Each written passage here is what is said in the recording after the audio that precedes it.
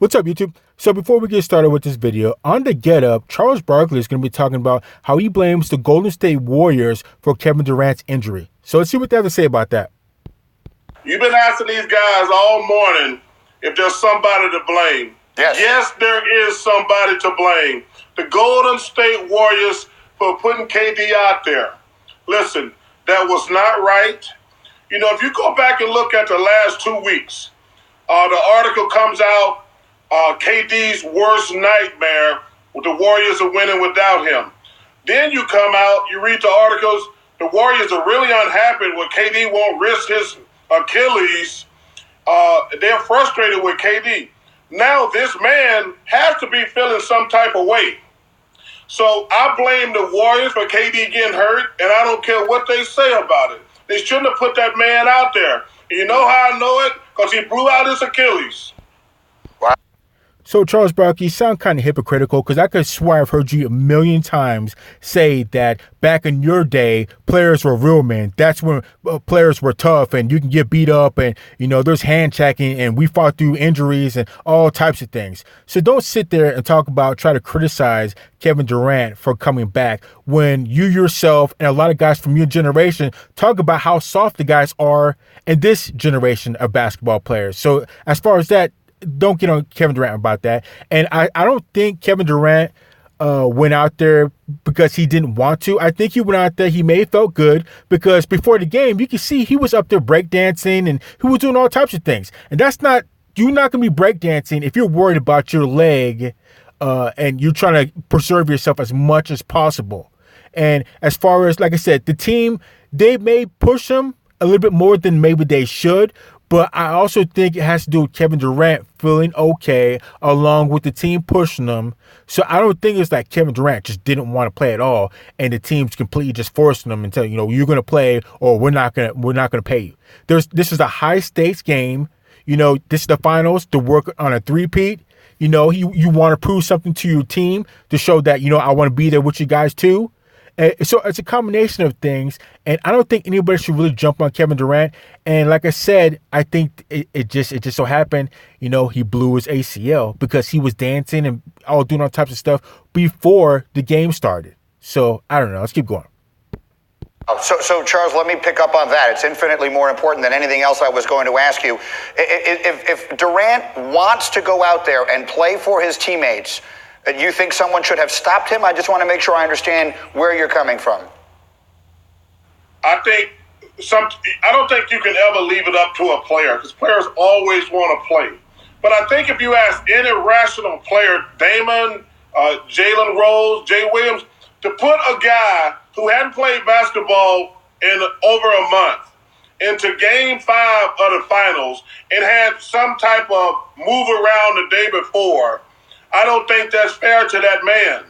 And you saw the results. It's just not fair. It's Game 5 of the World Championship. He hasn't played real basketball in a month. That's unfair to put him in that situation. And the proof is in the pudding, plain and simple. So I don't necessarily think it matters how long he's been out or, you know, what he's been doing for the past month and a half, because if he's clear to play and he feels like he's okay to play, he should be able to play. You know, and like I said, Charles, you'd be the first one to jump on a player for not playing. And for this generation of basketball players, it's soft. And when you play, players play through broken legs and broken arms and all types of stuff. They still play no matter what. And like I said, it doesn't really matter how long he's been out. If he feels good and he's cleared by his team, well, then he should be able to come back and play. You're going to need all hands on deck. This is, like I say, he's working for a three-peat. This is for a championship. You might as well come back. You got to come back. You know, he wants to fight for his team. So it doesn't matter how long he's been out. What matters is if he feels good. And if he's rusty and, you know, his shot's just not falling, well, good. That's just not good, but that's just part of it. Like you said, because he's been out. But for him to not come back because, oh, he's been out this long and he's been out. If he feels good, you should be able to play. Go play. Don't sit out because, well, I've already been out a month and a half, so let me just sit out the rest of the series. No, if you can play, come back and play. If you don't feel good, then don't play.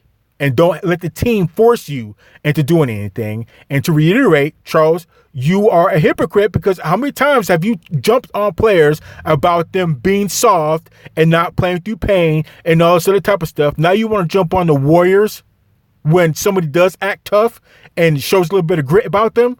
So, I don't know. Let's keep going. Jay Will suggested a little bit of that early this morning, and you heard Bob Myers very emotional last night, the general manager, when he was saying, blame me. So you do believe there is blame here. How do you think it should be handled going forward now? What do you think should happen between KD and the Warriors from here? Well, that's early. It's going to be very interesting because those guys, they move it into that brand new building. You know, they need – listen, there's only 2 free agents out there that matter. One of them got hurt last night, and the other was Kawhi Leonard. You can get all these other guys who are good players. Now everything's jumbled because of KD. KD and Kawhi, they're the only 2 big prizes in the free agent market. And now we don't know if KD's going to stay in Canada. And listen, we don't have any idea what's going to happen with KD, and he's probably not going to be able to play at all next year.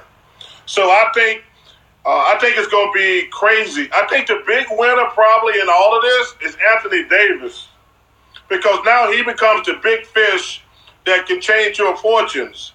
So I think. Well, I don't want to cut out Barkley, but I think, like they said, other people have said before, Kevin Durant is such a good player that I think whether he's hurt or not, or, you know, and if it's his Achilles and he's going to have to sit out a good portion of next year, I think he's going to be picked up no matter what and for the max. And if I was a coach, if I was a team owner, I would definitely pursue Kevin Durant, because the upside is just so far up there that, you know, if he can't play half the year, he can still come back. And if you guys maintain and you make the playoffs, you can make a good run with Kevin Durant. So that's how good his upside is, that we will sign you even though you won't be able to play half the year or the whole year at all. Your upside is just that good. You can't really necessarily say that about anybody else. So Kevin Durant's upside is just way too high, way too high. And like I said, everybody else, I just don't see it. I don't see it. But let's keep going. New Orleans right now and Anthony Davis, that's going to be the big play from now on with free agency. No question. Charles, one last thing for you quickly here, and we so appreciate you doing this. What do you expect in the series now? It's 3-2 Toronto going back to Oakland. How do you expect it to play out? Well, I picked Toronto in 5, so I was rooting for the Raptors last night.